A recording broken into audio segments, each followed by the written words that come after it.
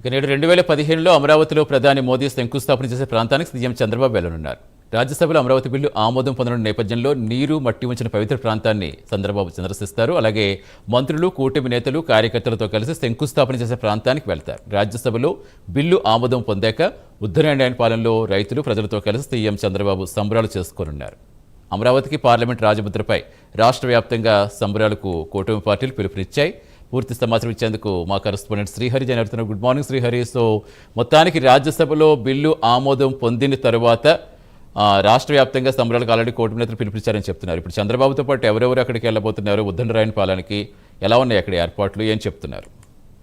Right. Good morning Satish. ఏదైతే అమరావతి రాజధాని శాశ్వత రాజధానిగా పరిగణించాలని చెప్పని తీర్మానం చేసిన అసెంబ్లీలో తీర్మానం చేశారో ఆ తీర్మానాన్ని ఏదైతే కేంద్రానికి పంపించడం, నిన్న ఏదైతే కేంద్రంలో కూడా ఆ బిల్ ని పాస్ చేసిన పరిస్థితి.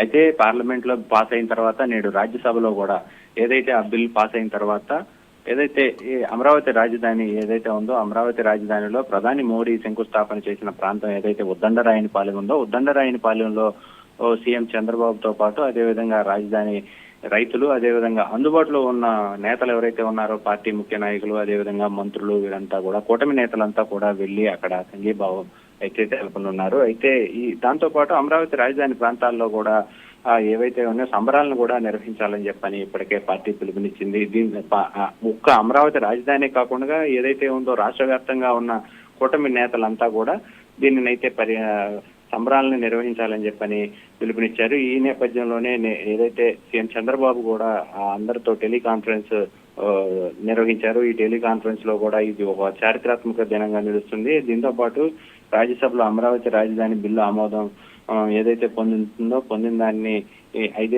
గత 5 ఏళ్ల పాలన ఏదైతే జరిగిందో దాన్ని అంతా కూడా మరొకసారి గుర్తు చేసుకొని దాని అన్నిటికీ కూడా తగిన జాగ్రత్తలు తీసుకుంటూ ముందుకు వెళ్తున్నామని చెప్పని దీనంతా కూడా ఏదైతే ఒక విద్వేషపూర్వకంగా గత 5 ఏళ్ల జరిగిన దాన్ని అయితే అందరూ గుర్తుంచుకొని దీన్ని సంబరాలని జరపాలి అని చెప్పని పిలుపునిచ్చారు. ఈ నేపథ్యంలోనే ఏదైతే ఇప్పుడు కొత్తగా తీసుకొస్తున్న ఈ మావిగన్ ఏదైతే ఉందో దాన్ని మాత్రం ఎప్పటికప్పుడు ఏదైతే కొత్త మళ్ళీ ఒకసారి తెరదీయబోతుందని చెప్పని కూడా అందరూ గుర్తుంచుకోవాలని చెప్పని టెలికాన్ఫరెన్స్ లో కూడా సీఎం చంద్రబాబు అయితే అందరికీ గుర్తు చేసిన పరిస్థితి. అయితే ఓవరాల్ గా దీంట్లో అయితే చూసుకున్నట్లయితే ఈ రోజు మధ్యాహ్నానికి రాజధాని శంకుస్థాపన ఉద్దండరాయనపాలెంలోకి చేరుకుంటారు. చేరుకున్న తర్వాత ఏదైతే అమరావతి రాజధాని రైతులందరితో కూడా కలిసి దీనికి సంబంధించి ఏదైతే ఈ సమరాల్లో కూడా ఆయన కొని అందరికీ కూడా ఒక దిశానిర్దేశం కూడా చేసే అవకాశం అయితే కనపడుతుంది. Satish. Right. Thank you Srihari.